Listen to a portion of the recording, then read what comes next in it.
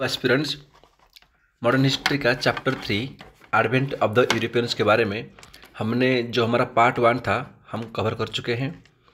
आप जाके प्लेलिस्ट में पहले वो वीडियो देख लीजिए, बाद में इसको देखने से अच्छा फ़ायदा होगा। चलो अभी शुरू करते हैं इंग्लिश से। देखो हमने पढ़ा था जो यूरोपियन से पहले आया था पुर्तगीज, उसके बाद में डच आए थे। ये हमारे तीसरे हैं द इंग्लिश। ओके चलो, Queen Elizabeth first issued a charter with right of exclusive trading to the East India Company for 15 years. देखिए यहाँ पे ना दो बात याद रख लीजिए, आपको बड़े बड़े स्टैंडर्ड बुक्स में भी नहीं मिलेगा। जो क्वीन एलिजाबेथ थे ना, जो वहाँ का क्वीन थे, तो उन्होंने ईस्ट इंडिया कंपनी को एक राइट दिया था। कौन सा? Exclusive trading. ध्यान रखना, एक्सक्लूसिव यानी कि जो ईस्ट इंडिया कंपनी है सिर्फ वही आएगा इंडिया में और ट्रेड करेगा। ठीक है, यानी कि जो इंग्लिश है उन्होंने ईस्ट इंडिया कंपनी को ये राइट दिया था इंग्लिश की तरफ से, और वो भी 15 ईयर्स के लिए। ध्यान रखना, पहली बार 15 साल के लिए इनको राइट मिला था।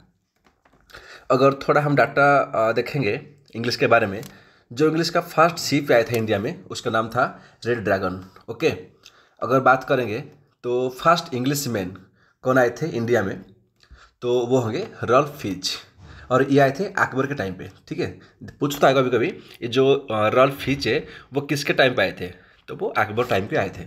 चलो आगे बढ़ते हैं। अगर देखेंगे progress of the English company, किस तरह से जो इंग्लिश कंपनी यानी कि जो ईस्ट इंडिया कंपनी वो इंडिया में प्रोग्रेस किया था, तो सबसे पहले जो कंपनी फाउंड हुआ था यानी कि जो फॉर्म हुआ था कंपनी, उस टाइम पे जो इंडिया के शासक थे वो था मुगल एम्पायर अकबर। ओके, ध्यान रखना, जब ईस्ट इंडिया कंपनी फॉर्म होता है उस टाइम पे अकबर था, और जब वो इंडिया में आया था, ठीक है, उस टाइम पे जहांगीर था। ओके, ये वेरी वेरी इंपॉर्टेंट है। Next, captain Hawkins arrived Jahangir, यानी कि ईस्ट इंडिया कंपनी की तरफ से पहली बार आए थे कैप्टन हॉकिंस, और वो आए थे जहांगीर के दरबार में 1609 में।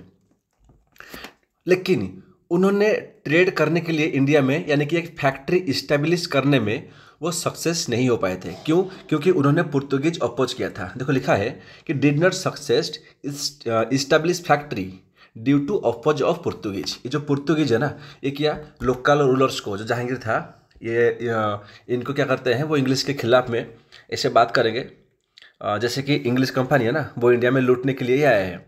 और इसी कारण ये हुआ था कि जो जहांगीर है ना वो कैप्टन हॉकिंस को कोई भी ट्रेड करने के लिए राइट नहीं दिया था। चलो आगे देखते हैं। ये तो हो गया 1609 के बारे में। अभी 1611 में क्या होता है, यहाँ पे वेरी वेरी इंपॉर्टेंट, यहाँ पे अभी ईस्ट इंडिया कंपनी ट्रेडिंग करना शुरू करता है। ध्यान रखना, जो कैप्टन हॉकिंस आए थे उन्होंने इंडिया में तो आया था लेकिन वो ट्रेड नहीं कर पाए थे, ना कि वो फैक्ट्री गए थे, कुछ नहीं। अगर पूछता है कि पहली बार ईस्ट इंडिया कंपनी की तरफ से कौन आया था, वो होगा कैप्टन हॉकिंस। लेकिन अगर ऐसा क्वेश्चन पूछेगा कि पहली बार ईस्ट इंडिया कंपनी ने कब इंडिया में ट्रेड किया था, वो होगा 1611 में। और वो पहली बार कहाँ पे ट्रेड किया था? मासूलीपट्टनम में। ध्यान रखना, मासूलीपट्टनम में, सूरत नहीं होगा, मैं आगे बताऊंगा क्यों ऐसा है। तो ये किसके द्वारा हुआ था? Captain Middleton. ठीक है ना, लिखा है इन 1611 started trading at Masulipattnam by Captain Middleton and later established a factory there in 1616। यानी कि इंग्लिश पहली बार ट्रेड कर रहे हैं मासूलीपट्टनम में कैप्टन मिडिलटन के द्वारा, और वो मासूलीपट्टनम में उनका जो फैक्ट्री है वो 1616 में हुआ था। हालांकि ये इतना इंपॉर्टेंट नहीं है, ठीक है। और मैं दोबारा बोलता हूँ कि आप साथ ही साथ ना नोट भी करते रहिए। चलो अभी उसका फैक्ट्री के बारे में ना वेरी वेरी इंपॉर्टेंट है, पूछ लेता है कि इंग्लिश का जो फैक्ट्री है वो कहाँ पे हुआ था, कैसे हुआ था। तो जो सबसे पहला फर्स्ट फैक्ट्री लिखा है ना, इंग्लिश फर्स्ट फैक्ट्री, जो उसका फर्स्ट फैक्ट्री है वो हुआ था सूरत में। ठीक है, ध्यान रखना। अभी क्या है ना, अगर पूछता है कि फर्स्ट ट्रेड कहाँ पे किया था, वो होगा मासूलीपट्टनम में। ट्रेड अलग है, फैक्ट्री अलग है। ट्रेड यानी कि आप कोई भी सामान लेके आ जाते हो और उसको यहाँ पे बेचना शुरू करते हो। फैक्ट्री यानी कि आप वो सामान को ना आप वहाँ पे प्रोडक्शन करोगे, वहाँ पे बनाओगे, फिर बेचोगे। ठीक है ना। तो जो इंग्लिश है वो पहली बार उन्होंने फैक्ट्री किया था सूरत में, लेकिन उन्होंने ट्रेड किया था मासूलीपट्टनम में। और सूरत में कब किया था उन्होंने? 1613 में by Thomas Roy. Okay, very very important. Next, अगर पूछता है कि साउथ में उनका पहला फैक्ट्री कहाँ पे था, ओनली साउथ में, तो वो हो जाएगा मासूलीपट्टनम। देखो यहाँ पे ना क्वेश्चन कन्फ्यूज करेगा। अगर क्वेश्चन ऐसा पूछता है कि इंग्लिश का फर्स्ट फैक्ट्री कहाँ पे था, वो होगा सूरत में। सेकंड फैक्ट्री कहाँ था, वो होगा मासुलीपट्टनम में। ठीक है। अगर पूछता है कि साउथ में पहले कहाँ हुआ था, तो वो हो जाएगा मासुलीपट्टनम में। यानी कि इंग्लिश का जो सेकंड फैक्ट्री होगा वो साउथ में पहला फैक्ट्री होगा। ओके। फिर पूछता है कि बंगाल में उनका पहला फैक्ट्री कहाँ पे हुआ था, बंगाल में, क्योंकि बंगाल ना एक रिच प्रोविंस था और इंग्लिश ने बंगाल से ही ट्रेड शुरू किए थे। तो ये वेरी वेरी इंपॉर्टेंट है बंगाल। तो बंगाल में जो का पहला फैक्ट्री वो हुआ था हुगली में, वो हुआ था ब्रिजमैन के द्वारा। ठीक है। चलो आगे बढ़ते हैं। अगर ऐसा पूछता है कि ईस्ट में सबसे पहले उनका फैक्ट्री कहाँ हुआ था, तो उनका हुआ था बालेश्वर में, एक लोकेशन है हरिपुर, वहाँ पे हुआ था। ठीक है। चलो आगे बढ़ते हैं। उसका बाद में उनको एक गोल्डन फरमान इशू होता है। इशू कौन करते हैं, लिखा है कि golden Farman issued by the sultan of Golconda. ठीक है।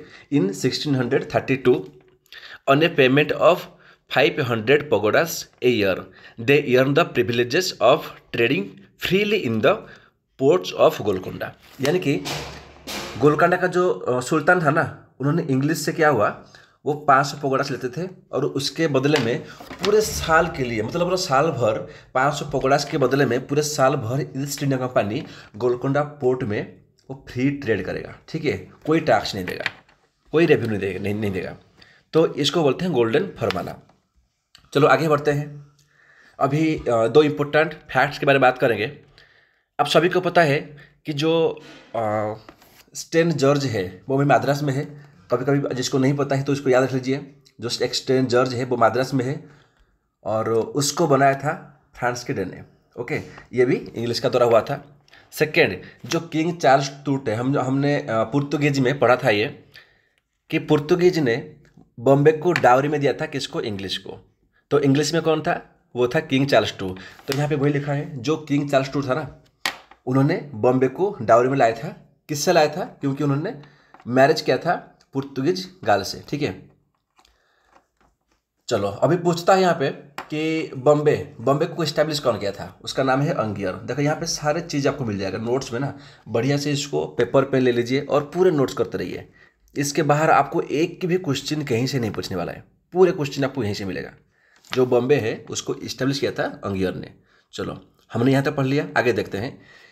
ही have gave to company with a fix annual payment. यानी कि ये जो किंग चार्ल्स टू है, इन्होंने बॉम्बे को दे दिया, किसको, ईस्ट इंडिया कंपनी को, क्योंकि उनको बॉम्बे जो है वो डावरी में मिला था पुर्तगीज से। ठीक है। तो ये बॉम्बे को इसलिए दे दिया ताकि उसको एक फिक्स एनुअल पेमेंट मिल सकता है। ठीक है ना। तो किंग चार्ल्स टू को, जो ईस्ट इंडिया कंपनी है ना, उन्होंने उसको बोला कि भाई बॉम्बे हमें दे दो, ठीक है, और हम आपको एक एनुअल पेमेंट देंगे। चलो आगे बढ़ते हैं। बात करेंगे फोर्ट विलियम के बारे में। आप सभी को पता होगा, ये कलकत्ता में है। ठीक है। ये लिखा है कि became the seat of the eastern presidency. यानी कि जो इंग्लिश का जो ईस्टर्न में जो प्रेसिडेंसी है वो कहाँ पे होगा, ईस्टर्न में, वो होगा फोर्ट विलियम में, यानी कि कलकत्ता में। और फोर्ट विलियम इसको कौन बनाया था, जब चार्नोक ने। ठीक है। इसको ध्यान रखना। तो आपको पता होगा शायद कि इंग्लिश का जो मद्रास में जो उनका प्रेसिडेंसी था वो कहाँ पे था, हमने अभी जस्ट पढ़ा है, जो फोर्ट सेंट जॉर्ज था वही था। तो सेम इसी तरह से ना ये दोनों नाम याद रख लीजिए। चलो अभी लिखा है नोट्स। इंग्लिश का जो फर्स्ट फोर्ट है, देखो फैक्ट्री अलग है लेकिन फोर्ट अलग है। फैक्ट्री क्या है, जहाँ पे आप सामान को प्रोडक्शन करोगे। फोर्ट क्या होता है, फोर्ट यानी कि you can say A type of headquarter. ठीक है। जैसे कि ना उनका जो ऑफिशियल काम होता है ना, वो सब फोर्ट में होता है। तो इंग्लिश का जो पहला फोर्ट है वो कहाँ पे हुआ था, वो हुआ था सेंट जॉर्ज, यानी कि मद्रास में। मैंने अभी बताया था। ठीक है। नेक्स्ट अगर पूछता है कि यूरोप का जो पहला फोर्ट है वो कहाँ पे था। देखो यूरोप यानी कि उसमें सभी आ जाते हैं, English, Dutch, Portuguese, French, Danish पूरे आ जाते हैं। ठीक है। अगर पूछता है कि यूरोप का पहला फोर्ट कहाँ पे था, तो वो होगा सेंट एंजेलो, ये होगा केरला में, और इसको इस्टेब्लिश किया था पुर्तगीज वालों ने। ठीक है। तो इसको कभी कभी ना एग्जाम पूछ लेता है कि यूरोप का पहला फोर्ट क्या था, तो जो बंदे हैं ना वो लिखते हैं कि सेंट जॉर्ज। ये गलत हो जाएगा। ये सेंट जॉर्ज वो इंग्लिश का था, यूरोप का नहीं। ठीक है। चलो आगे बढ़ते हैं। यहाँ से ना जो मॉडर्न हिस्ट्री है आप देखोगे, यहाँ से एक पॉइंट इसको याद रखना, फर्रुखसियार फरमान को, क्योंकि ये वेरी वेरी इंपॉर्टेंट है। और इसके चलते ना बैटल ऑफ प्लासी हो जाएगा, बैटल ऑफ बक्सर हो जाएगा। ठीक है ना। और इसके चलते जो है इंग्लिश का मोनोपोली टोटली आ जाएगा इंडिया में। अभी फर्रुखसियार कौन है? फर्रुखसियार यानी कि जैसे कि आप लोगों को पता होगा, मतलब मुगल में पहले आते हैं बाबर, फिर हुमायूं, फिर अकबर, फिर जहांगीर, फिर शाहजहां, फिर औरंगजेब। ये सब हो गए अर्ली मुगल्स, यानी कि ये लोग बहुत पावरफुल थे। लेटर मुगल्स में आते हैं फर्रुखसियार। शुरू होता है बहादुर शाह वान से, जहांगीर शाह, ऐसे चलते रहेगा, बाकी पढ़ेंगे। ये जो फर्रुखसियार है ना, ये थे लेटर मुगल्स, ठीक है, मतलब ये उतना स्ट्रांग नहीं थे फर्रुखसियार।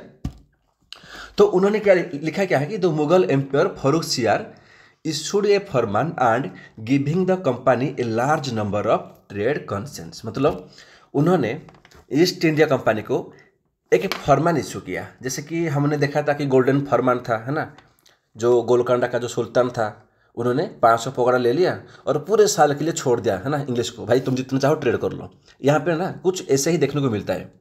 जो फर्रुखसियार है उन्होंने एक फरमान इशू किया और जिसके चलते ना उन्होंने लार्ज नंबर का, बहुत मतलब बहुत सारे उनको जो ट्रेड कंसेशन दे दिया, मतलब ट्रेड में उनको फ्री कर दिया। किस तरह का फ्री किया, देखो लिखा है यहाँ पे कि company imports and exports were accepted from additional custom duty accepting annual payment of 3000 rupees. यानी कि जो अपना फर्रुखसियार है ना, उसने कहा कि भाई मुझे आप 3000 दे दो और 3000 के बदले में साल में, ठीक है ना, एनुअली मुझे दे दो 3000 रुपया। 3000 के बदले में भाई तुम बंगाल में जितना चाहो उतना ट्रेड कर सकते हो। आपको ना इम्पोर्ट ड्यूटी देना पड़ेगा, ना आपको एक्सपोर्ट ड्यूटी देना पड़ेगा। इसको बोलते हैं फर्रुखसियार फरमान, ध्यान रखना। तो company was permitted to issue दस्तखत, यानी कि कंपनी को परमिट कर दिया गया, भाई तुम्हें पास बनाओ, है ना, कि जहाँ भी जाओगे तो पास दिखा देना, हमने आपको पैसा दे रखा है 3000, तो आपको कोई नहीं रुकेगा। For the transportation of such goods, ठीक है ना, ट्रांसपोर्ट करने के लिए उनको पास बनाने के लिए भी परमिशन दे दिया गया। क्यों? क्योंकि उन्होंने 3000 रुपीज़ पेड किया है, किसको? फर्रुखसियार फरमान को। और इसी फरमान को मैग्ना कार्टा भी कहते हैं। This is called Magna carta of the company, ठीक है। अभी इतना बड़ा फरमान मिला है तो पूछता है कि जो मैग्ना कार्टा फरमान था या तो फर्रुखसियार फरमान था, ये किसको दिया गया था, मतलब कौन था इंग्लिश जो इसको पाने में सक्सेस हुआ था? वो होगा जॉन शुरमान। लिखा है this was granted to John Surman in 1717। ध्यान रखना, जब तक मॉडर्न हिस्ट्री पढ़ोगे ना, ये जो नाम है ना, इसका ईयर के साथ में कभी नहीं भूलना। जॉन शुरमान 1717, उसको मिला था फर्रुखसियार फरमान। ओके,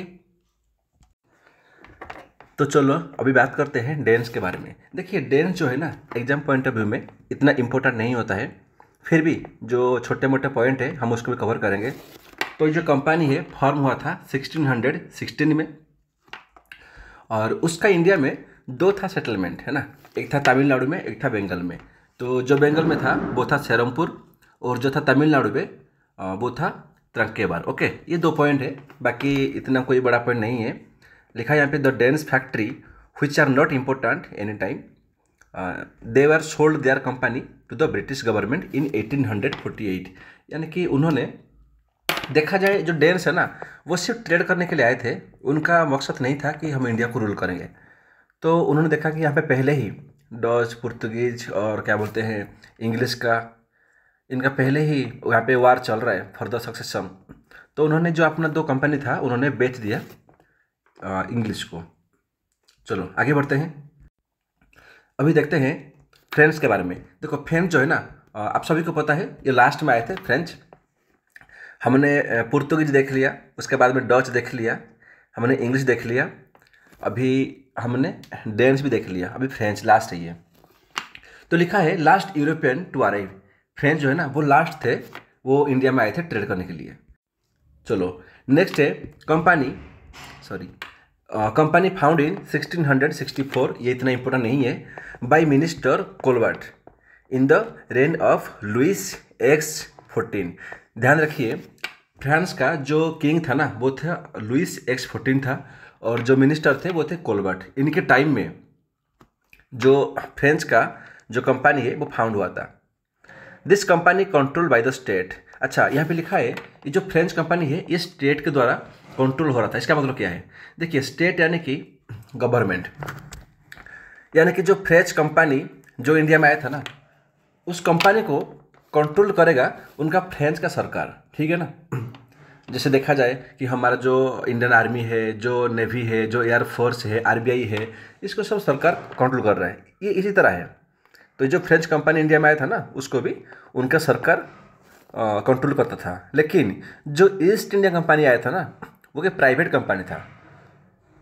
उनका काम है वो इंडिया में व्यापार करेंगे और जो मुनाफा कमाएंगे वो कुछ शेयर जो है वो दे देंगे ब्रिटिश को। लेकिन वो स्टेट का कंपनी नहीं था, वो प्राइवेट कंपनी था। चलो आगे बढ़ते हैं।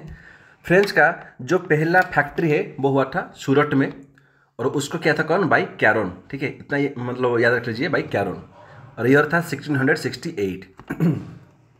तो देखिए फ्रेंच और इंग्लिश का दो कॉमन पॉइंट है। दोनों का जो पहला फैक्ट्री है, फ्रेंच और इंग्लिश दोनों का पहला फैक्ट्री था सूरत में, और जो सेकंड फैक्ट्री वो था मछलीपट्टनम में। चलो आगे बढ़ते हैं। और उसी बीच में जो पौंडीचेरी है वो भी फाउंड होता है फ्रेंच के द्वारा। लेकिन जो पौंडीचेरी है उसको फाउंड कौन करता है, फ्रांसिस मार्टिन, ठीक है। तो इनके द्वारा जो पौंडीचेरी फाउंड होता है, और उसका जो पहला गवर्नर वो बनता है गोदेहू। वेरी वेरी इंपॉर्टेंट, पौंडीचेरी का जो पहला गवर्नर, फर्स्ट गवर्नर वो होता है गोदेहू। चलो आगे देखते हैं।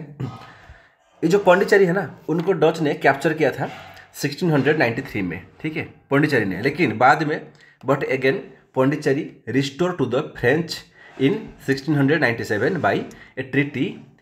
ट्रीटी का नाम है रुइक। ध्यान रखिए, वेरी वेरी इंपॉर्टेंट है। ये जो पौंडीचेरी है ना, पौंडीचेरी को डच ने कैप्चर किया था, कब्जा किया था। लेकिन बाद में एक वार लड़के जो फ्रेंच था, उन्होंने दोबारा डच को रिस्टोर कर लिया था। वो ट्रीटी का नाम है रुइज, ठीक है। इतना ही याद रख लीजिए। चलो आगे बढ़ते हैं। जैसे कि हमने बात किया था इंग्लिश के बारे में, उनका जो पहला जो मेन फैक्ट्री, इंपॉर्टेंट फैक्ट्री वो बंगाल में था। सेम उसी तरह से जो फ्रेंच का जो मेन फैक्ट्री वो था चंदेरनगर में। ओके, चलो यहाँ पे ना फ्रेंच का जो आपको पता है कि डुप्लेक्स था, ठीक है ना। जो डुप्लेक्स जो मतलब उनका जो गवर्नर था, ये काफ़ी इंपॉर्टेंट एग्जाम पॉइंट में हम देखेंगे, आगे बात करेंगे कार्नाटिक वार के बारे में।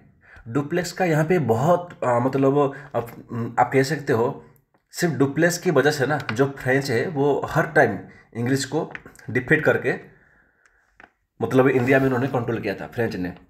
तो इसको जो डुप्लेक्स को ना कहते हैं पियोनियर ऑफ सब्सिडियरी अलायंस।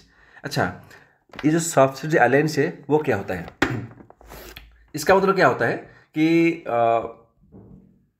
मान लो उड़ीसा अभी करता है सब्सिडियरी अलायंस, ठीक है। फॉर एग्जांपल, मैं एग्जांपल दे रहा हूँ, जो उड़ीसा है अभी वो शुरू करता है सब्सिडियरी अलायंस, ओके। और उड़ीसा क्या करता है उस सब्सिडियरी अलायंस के अंदर, फॉर एग्जांपल वो बंगाल को, बिहार को, जो अपना नेटिव स्टेट है ना, वो उसको ऐड करता है। यानी कि अभी जो सब्सिडियरी अलायंस है, ये देखा जाए तो क्या है, ये 4-5 स्टेट्स का ना एक अलायंस होता है। उसके अंदर होता क्या था, सपोज उड़ीसा ये एक मतलब इश्यू करेगा, राइट करेगा कि बंगाल हो या बिहार हो, कहीं भी हो, ठीक है ना, हर जगह पे मैं अपना सोल्जर्स को या अपना जो पुलिस फोर्स है मैं लगाऊंगा। हर जगह पे, बंगाल में, बिहार में, कहीं भी जाओगे तो वहाँ पे देखने को मिलेगा उड़ीसा का, ठीक है। लेकिन यहाँ पे जो बंगाल, बिहार, ये क्या करेंगे, ये अपना मर्जी से किसी को भी अपॉइंट नहीं कर सकते हैं उनका फैक्ट्री में। वो पहले पूछेंगे उड़ीसा से, अगर उड़ीसा सरकार ने हाँ बोलेगा तो उसमें क्या होगा, वो लोग मतलब अपॉइंट कर सकते हैं।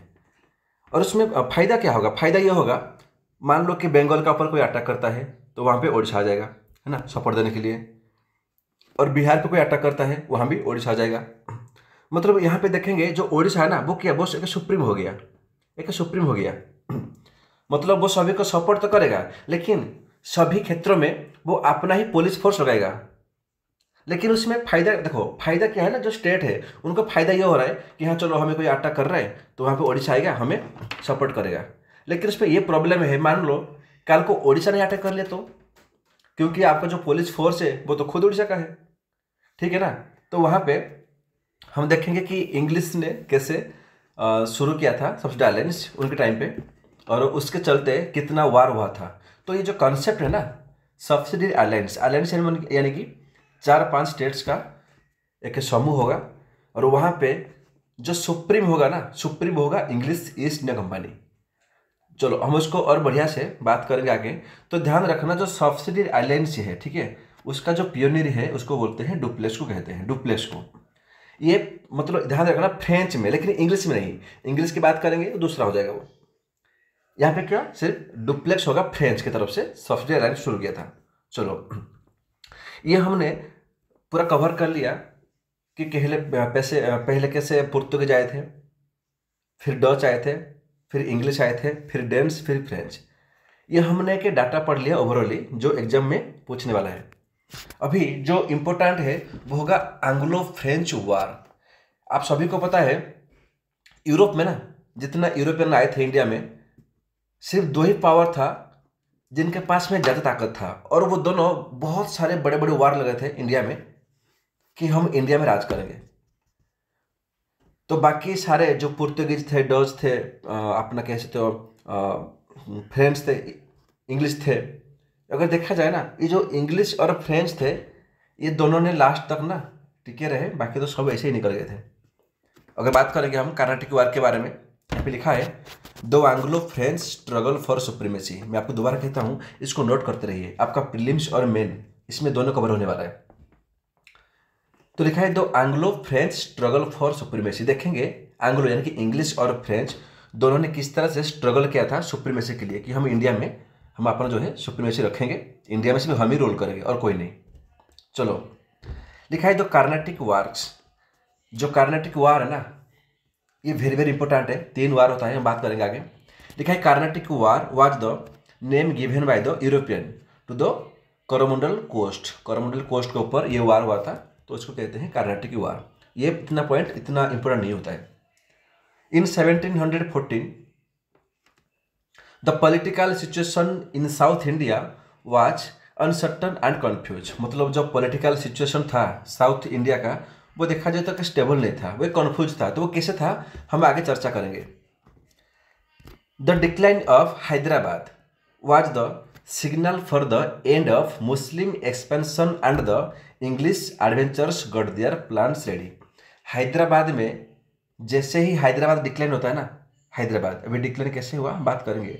जैसे ही हैदराबाद डिक्लाइन होता है, तो वहाँ पे एक सिग्नल मिल जाता है इंग्लिश को कि अभी मुस्लिम का जो एक्सपेंशन है, यानी कि इंडिया में जो मुस्लिम जो मुगल थे, अभी उनका जो एक्सपेंशन है वो कहीं ना कहीं एंड होने वाला है। और यहाँ जो इंग्लिश है ना, वो अपना जो प्लान था वो रेडी किया था कि हाँ हम किस तरह से इंडिया को कंट्रोल करेंगे। तो अभी हम पूरा डिटेल में कवर करेंगे कि किस तरह से चीज़ें हुआ था।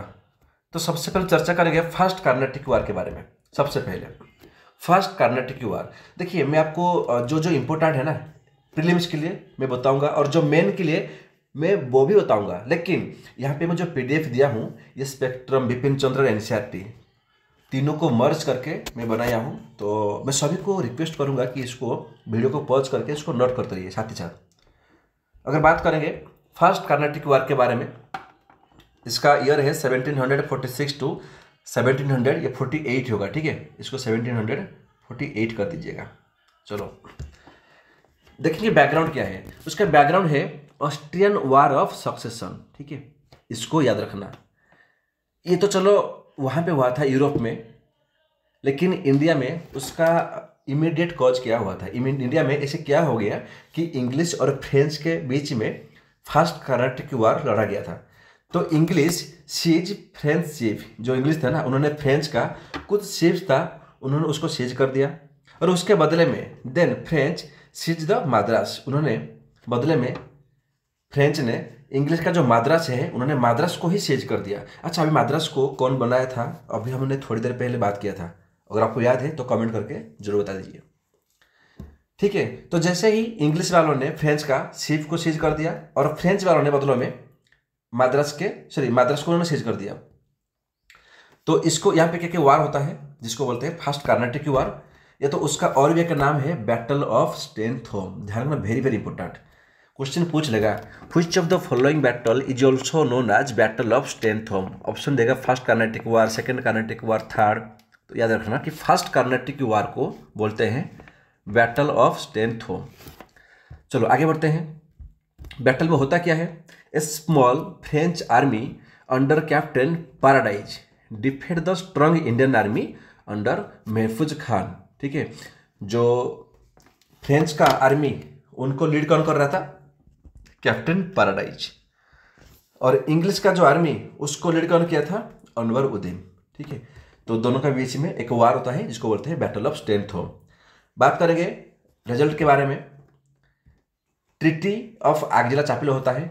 ठीक है, यानी कि जब दोनों, ये जो वार है ना, इसका जो मतलब ना कोई हारता है ना कोई विन करता है, तो वहाँ पे एक ट्रीटी हो जाता है 1748 में। इसका नाम होता है ट्रीटी ऑफ आगजिला चापिलो। ठीक है, इसको रखना याद, वेरी वेरी इंपॉर्टेंट है। फर्स्ट कर्नाटिक वार का रीजन क्या था? Background Austrian war of succession. War का नाम क्या था? Battle of Santhome. और उसका ट्रीटी था आगजिला चापिलो।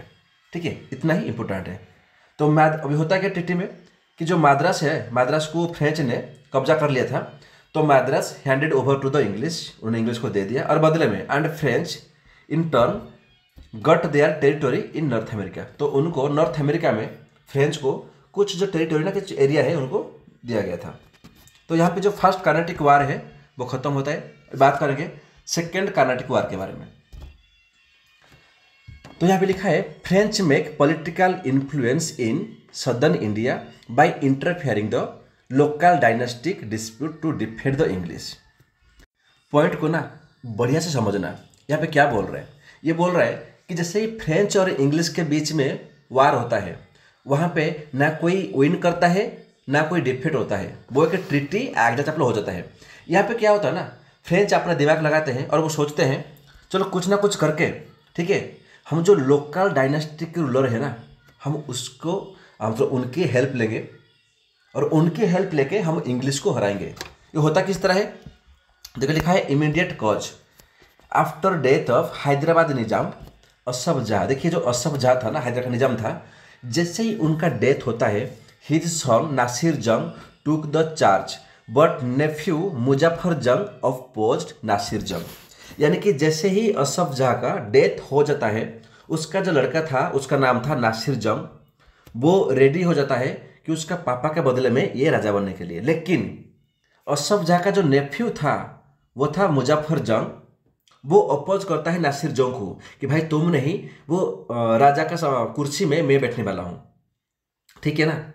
तो यहाँ पे क्या होता है, जो मुजफ्फर जंग है ना उसको सपोर्ट करते हैं फ्रेंच, और जो इंग्लिश है उसको सपोर्ट करते हैं नासिर जंग। अभी आप सोचोगे ऐसा क्यों? भाई अगर मुजफ्फर जंग ने अगर नासिर जंग को हरा दिया तो मुजफ्फर जंग और ये जो फ्रेंच है ना दोनों एक ही हो जाएंगे। अगर इंग्लिश वालों ने, ठीक है ना, ध्यान रखना, अगर ये नासिर जंग ने मुजफ्फर जंग को हरा दिया तो क्या होगा? ये तो हार जाएंगे। अगर मुजफ्फर जंग हार गया तो फ्रेंच भी हार जाएगा। यानी कि और इंग्लिश और नासिर जंग ये दोनों मिलकर ट्रेड करेंगे हैदराबाद में। समझ रहे हो ना? देखा जाए लड़ाई किसके बीच में हो रहा है? हो रहा है मुजफ्फर जंग के बीच में और हो रहा है नासिर जंग के बीच में। लेकिन ये जो फ्रेंच और इंग्लिश थे, ये दोनों अपना फायदे के लिए, ठीक है, फ्रेंच और इंग्लिश अपना फायदे के लिए दोनों भाई के बीच में एक वार लगा देते हैं जिसको बोलते हैं सेकेंड कार्नाटिक वार। ये तो हो गया हैदराबाद में। सेम उसी तरह से ना एक सिचुएशन देखने को मिलता है कर्नाटक में। वहाँ पे क्या होता है, the appointment of Anwar uddin as the nawab was oppose by Chanda Sahib. Karnataka में भी अनवर उद्दीन वो नवाब बन रहा था, लेकिन उसको अपोज किया था चंदा साहेब ने। मतलब ये दोनों के बीच में होता है झगड़ा। अभी बीच में इंग्लिश आके और फ्रेंच आके करते हैं इंटरफेयर। यहाँ पे जो अनवर उद्दीन है उसको सपोर्ट करता है इंग्लिश, और जो चंदा साहेब है उसको सपोर्ट करते हैं फ्रेंच। यानी कि फ्रेंच बोलते हैं चंदा साहेब को, भाई मैं आपको सपोर्ट करूंगा, अगर अनवर उद्दीन हार गया तो आप क्या करना, आप इंग्लिश को भी आउट करना, ठीक है, इसको भी आउट कर देना। और बदले में चंदा साहेब क्या करेगा, वो भी फ्रेंच को सपोर्ट करेगा इंडिया में ट्रेड करने के लिए। समझ में आ रहा है? चलो तो देखो यहाँ पे लिखा है जो सेकेंड कर्नाटिक वार ना, इसको बोलते हैं बैटल ऑफ अम्बोर। जैसे फर्स्ट कर्नाटिक वार को बैटल ऑफ स्टेनथोम बोलते हैं, इसको बोलते हैं बैटल ऑफ अम्बोर। वहाँ पे जो फोर्स है वो कुछ इस तरह से है। एक तरफ है नासिर जंग और अनवर उद्दीन। नासिर जंग कहाँ पे है? हैदराबाद में। और जो अनवर उद्दीन वो है कर्नाटक में। इसको सपोर्ट करते हैं इंग्लिश, ठीक है, दोनों को इंग्लिश सपोर्ट करते हैं।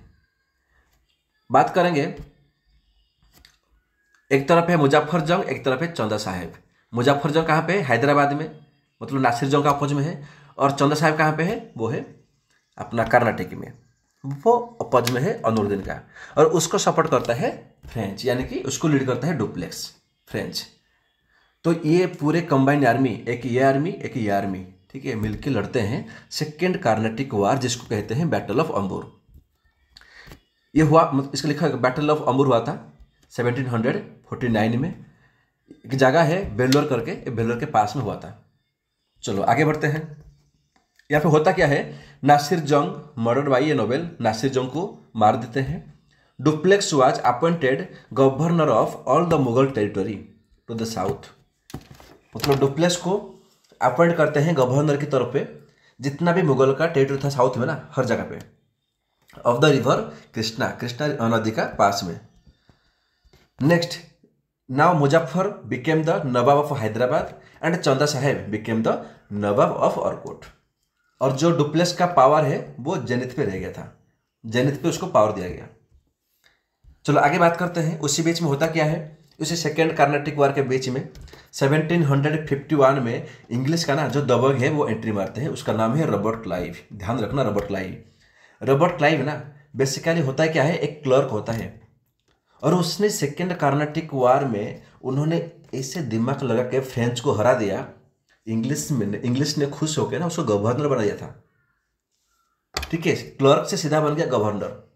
तो बात करेंगे, लिखा है इन 1751 with a force of 200 main Robert Clive attacked and capture the Arcot. उसने अटैक किया और अरकोट को उसने कैप्चर किया, और उसने चंदा साहब को मार भी दिया वहां पे।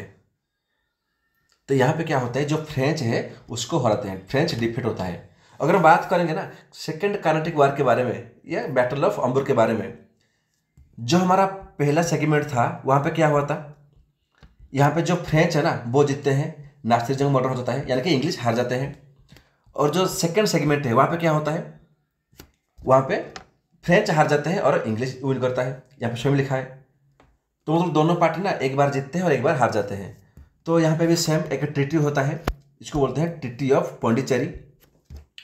और उसमें ये डिसाइड होता है the English and French agree not to interfere in the quarrels of native princes. Native जो प्रिंसेस थे, जो लोकल राजा थे, उनके झगड़े में ये लोग इंटरफेयर नहीं करेंगे, बस। चलो आगे बढ़ते हैं। थर्ड कार्नाटिक वार, इसका जो बैकग्राउंड है लिखा है कि ऑस्ट्रिया है वो मतलब जब सिलेसिया को वो चाहता था रिकवर करने के लिए, तो वहाँ पे के वार होता है जिसको कहते हैं 7 ईयर्स वार। आप इतना ही याद रख लीजिए। थर्ड कार्नाटिक वार का जो रीजन है, बैकग्राउंड है, वो था 7 ईयर्स वार। तो लिखा है background in Europe when Austria wanted to recover Silesia in 1756 the 7 years war started between Britain and French. ये कहाँ पे होता है, ये यूरोप में होता है। चलो, जो यूरोप में जैसे कि मान लो इंग्लिश और फ्रेंच के बीच में झगड़ा होता है, तो वो कहीं ना कहीं वो जो इफेक्ट है वो तो इंडिया के ऊपर पड़ने वाला है। वो इफेक्ट कुछ इस तरह से पड़ता है, लिखा है इन 1758 the French army under count the लेली, जो फ्रेंच आर्मी था ना उसको लीड किया था काउंट द लेली ने, capture the English fort of stand दाबिड and Vizianagaram. यानी कि जो काउंट द लेली थे फ्रेंच वालों ने, उन्होंने स्टेन दाबिड को और विजयनगरम को उन्होंने कैप्चर कर लिया, दोनों फोर्ट को। जैसे ही कैप्चर कर लिया तो इंग्लिश वालों ने शुरू कर दिया एक वार, उसको बोलते हैं बैटल ऑफ वांडीवास। लिखा है general Eyre Coote of the English defeated the French army under the Thomas de Lally. यानी कि जो बैटल ऑफ वांडीवास होता है ना, इसको बोलते हैं थर्ड कार्नाटिक वार। यहाँ पे इंग्लिश की तरफ से लीड करता है जनरल आयरकोट और फ्रेंच की तरफ से लीड करता है थॉमस दे लेली। आप यहाँ पे कन्फ्यूज नहीं होना। जब बैटल ऑफ वांडीवास होता है ना, बैटल होता है, उस बैटल में इंग्लिश को लीड करता है जनरल आयरकोट। लेकिन जब फ्रेंच ने कब्जा किया था उस टाइम पे काउंट द लेली था, उस टाइम पे जब कब्जा किया था, ठीक है, मतलब जब फ्रेंच ने कब्जा किया था वहां पे था काउंट द लेली ने, लेकिन जब फ्रेंच ने अटैक किया था, बैटल किया था, वहां पे था थॉमस दे लेली। ठीक है, चलो यहाँ पे क्या होता है ना, यहाँ पे जो फ्रेंच है वो टोटली डिफीट हो जाते हैं। लिखा है कि general Eyre Coote of the English defeated the French army. तो जैसे ही उनको हरा देते हैं, अब यहाँ पे होता क्या है, एक ट्रीटी होता है, treaty of peace of Paris, ध्यान रखना, very very important.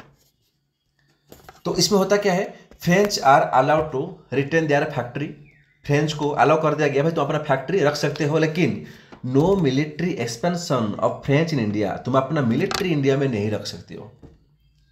Then French political influence disappear after the war. हम यहाँ पे देखेंगे कि जो फ्रेंच का जो पॉलिटिकल जो पावर था ना, वो कहीं ना कहीं डिसअपियर हो गया, अभी देखने को नहीं मिला, वो खत्म हो गया टोटल।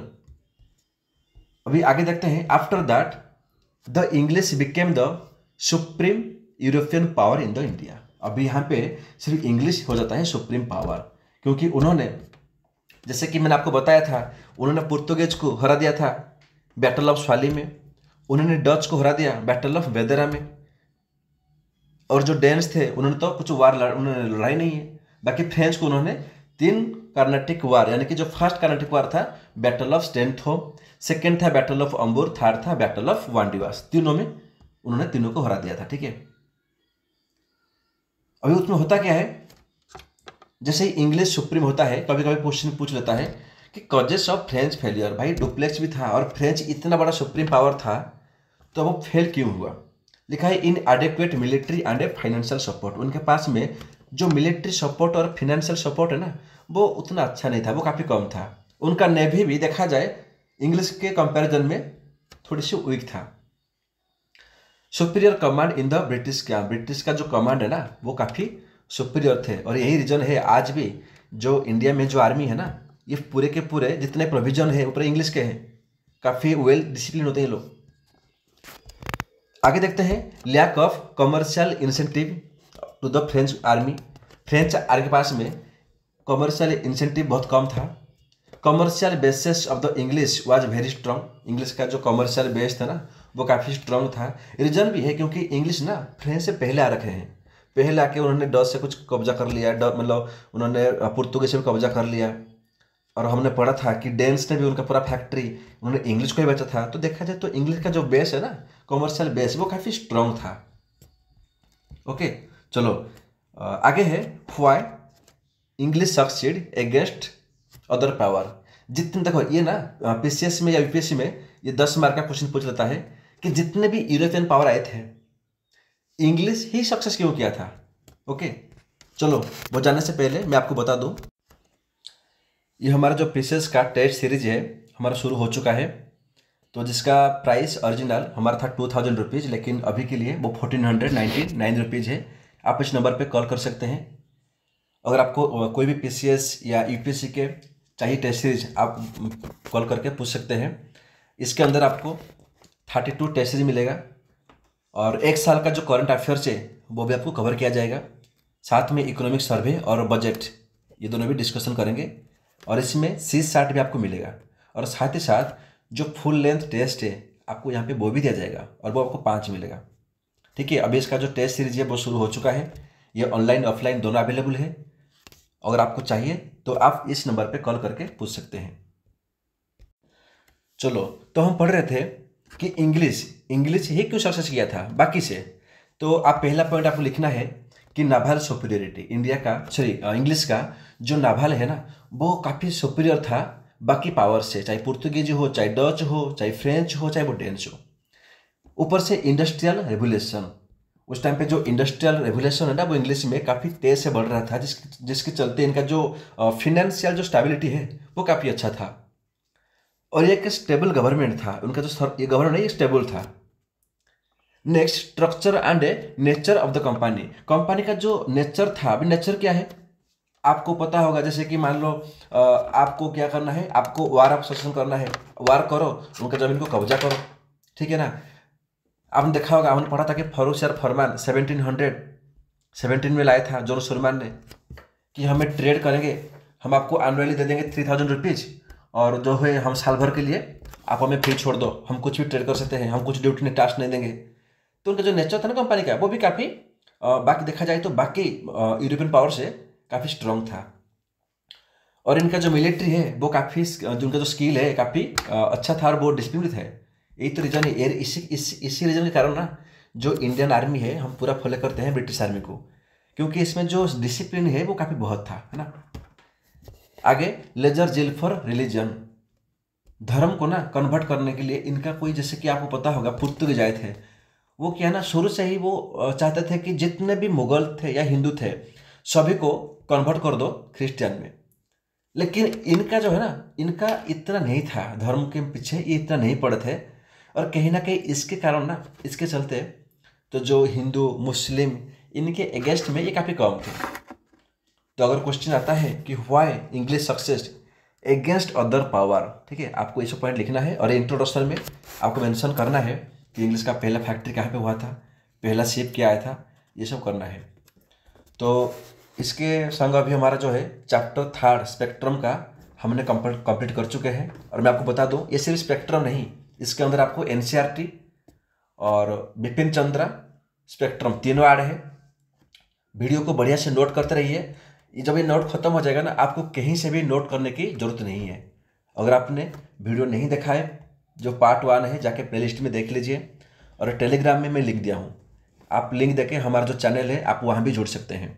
और वीडियो को सब्सक्राइब कर दीजिए, ताकि जैसे ही हमारा नेक्स्ट पार्ट आ जाएगा, चैप्टर 4 आ जाएगा, तो यहाँ पे आपको फ़ायदा होगा, और आपको जितना भी मतलब एग्जामिनेशन का होता है, चाहे वो पीसीएस हो, यूपीएससी हो, या हमारा कोई भी एसएससी हो, सीजीएल हो, जो भी मटेरियल्स है आपको इजीली मिल सकता है यहाँ पे। थैंक यू, जय हिंद।